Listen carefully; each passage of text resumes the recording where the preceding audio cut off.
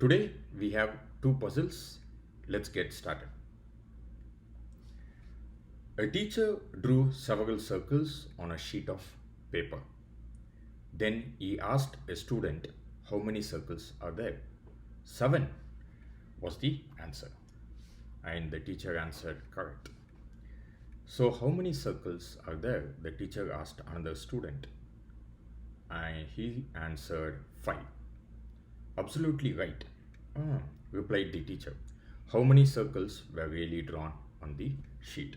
Um, my first thought process was actually to consider concentric circles, and if we have any circles which is joined, um, but I actually had to look up the answer because this is a tricky one.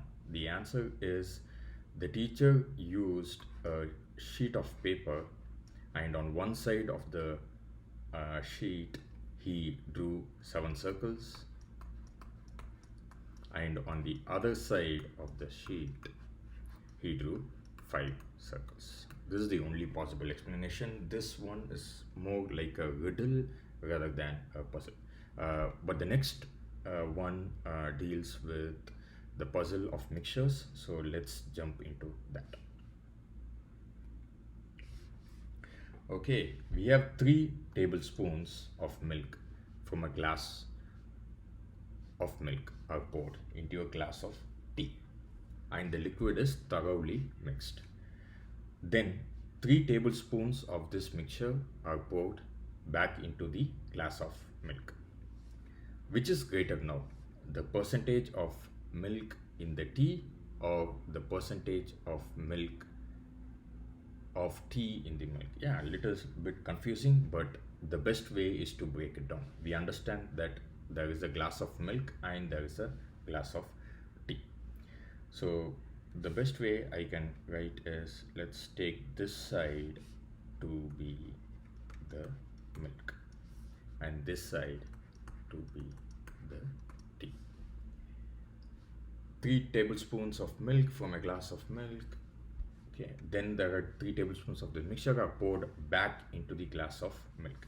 So for simplicity, the best way to set up is, I'm just going to write here tea in milk, and here milk in tea. So as step number 1, I don't have any tea on this side, but let's say I have 100 parts of milk, and here the same thing, I have 0 parts of milk, and here I have 100 parts of tea. This is the initial setup. Now what's happening is 3 tablespoons of milk from the glass of 3 tablespoons of milk is poured into the glass of tea. So once I'm going to pour the milk, so here only 3 tablespoons of milk, so let's just say 3 parts of milk here, so I have 97 here now, right? Because I'm taking out 3, and this 3 I'm transferring it to 3 parts of milk, while the tea is always going to be constant. It is going to be only 100.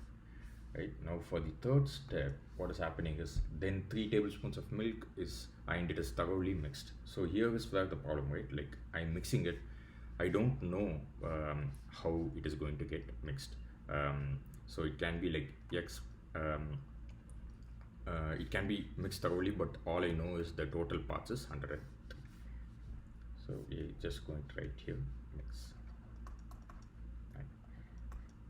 And in the final step, what is happening is, and then 3 tablespoons of this mixture are poured back into the glass of milk. So now we are bringing it back. So let's just say the new mixture, right? The new mixture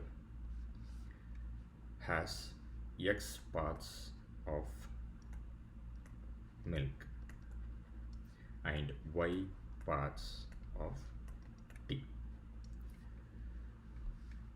and we are pouring it back to the milk bottle. So here what I'm doing is, the leftover milk here, if I'm going to take X parts, it will be 3 minus X parts of milk I have taken. And again, it's the same thing with tea. So again, this one will be 100 minus Y. And here, once I'm going to pour it here, what is going to happen is the milk, the tea is going to increase by y, because I'm just transferring y here. Okay, and now the milk, I've taken 3 minus x, so the milk over here is nothing but 97 is already there, and I'm adding in more x. Okay, there we go. Now we have actually set up this thing. Let me go ahead and clear it. Now let's try to solve. But we also know that x plus y will be always 3, because we have taken x parts of milk from here and y parts from here. So this is a one important equation which we need to keep in mind. Now the question is, what is the percentage of milk in the tea, or the percentage of tea in the milk? So what they are asking is, let's just take this one. So we have y divided by 97 plus x. It is the ratio here. And for the tea, the ratio is 3 minus x by 100 minus y. So let's just substitute here. Okay, so we know that x plus y equal to 3, which gives us y is equal to 3 minus x. Right, so let's just substitute here. So y is equal to 3 minus x. Let's have 3 minus x by 97 plus x. We don't need to solve for x, let's just keep it there. Now coming back to this equation we got it from the tea container. Okay, we know that y is equal to 3 minus x, so let's just keep it 3 minus x, and 100. So y I can write as 3 minus x, so we have 3 minus x here, then 3 minus x divided by 100 minus 3 plus x, which gives us 3 minus x divided by 100 minus 3 is 97 plus x. So if you see, these two equations are the same. So what we have from the milk side is equal to the ratio what we got from the tea side. So the final answer is both these percentage will be the same. Hope you enjoyed these two puzzles. I do have a great time ahead. Thank you for watching.